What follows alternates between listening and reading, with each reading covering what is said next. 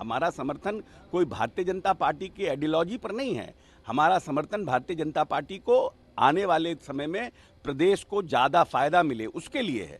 बिहार सरकार के ये मंत्री हैं अशोक चौधरी, और अशोक चौधरी जो बयान दे रहे हैं उससे साफ है कि एनडीए सरकार को समर्थन बीजेपी की आइडियोलॉजी पर नहीं बल्कि बिहार के फायदे के लिए है।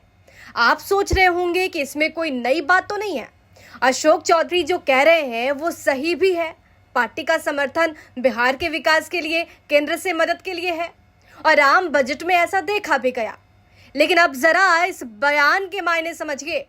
अशोक चौधरी जेडीयू के दिग्गज नेता हैं। वो अगर कुछ भी बोलते हैं तो वो तथ्यों के आधार पर बोलते हैं।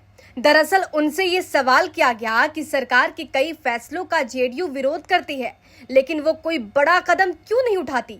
और इसी सवाल के जवाब में अशोक चौधरी ने बीजेपी संग गठबंधन का सच सामने ला दिया।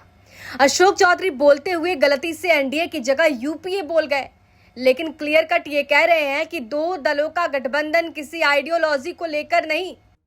अपोज कर रहे हैं तो क्यों नहीं सत्ता में है, सत्ता में बड़ी भूमिका में नीतीश कुमार, तो क्यों नहीं बड़ा फैसला लेते, क्यों बीजेपी के दबाव में रहते हैं? नहीं, ये कोई मतलब हुआ? ये कोई मतलब हुआ कि हमको क्या चाहिए? हमें बिहार का विकास चाहिए ना, हमें बिहार को आगे ले जाना है। हम सरकार को और भारतीय जनता पार्टी को मदद इसलिए कर रहे हैं कि हमको इस प्रदेश में एडिशनल फंड की आवश्यकता है, क्योंकि ये हमेशा देखना चाहिए कि हमारी पॉपुलेशन डेंसिटी पूरी दुनिया में पर स्क्वायर किलोमीटर में सबसे ज़्यादा है, सबसे ज़्यादा घनत्व वाला हम प्रदेश हैं। तो हमको बाढ़ हमको परेशान करता है। अभी देखिए आप बाढ़ का क्या स्थिति है, हमको सुखाड़ परेशान करता है। हमारे यहाँ जो परिस्थितियाँ हैं, जो नेचुरल क्लाइमेटीज़ है, उस नेचुरल क्लाइमेटीज़ में हम हमेशा परेशान होते आ रहे हैं। तो उन परिस्थितियों में हमें एडिशनल फंड की आवश्यकता है। हमको अगर एडिशनल तो वो तो यूपीए की सरकार ही दे सकती है ना। हमारा समर्थन कोई भारतीय जनता पार्टी की आइडियोलॉजी पर नहीं है। हमारा समर्थन भारतीय जनता पार्टी को आने वाले समय में प्रदेश को ज़्यादा फायदा मिले उसके लिए है।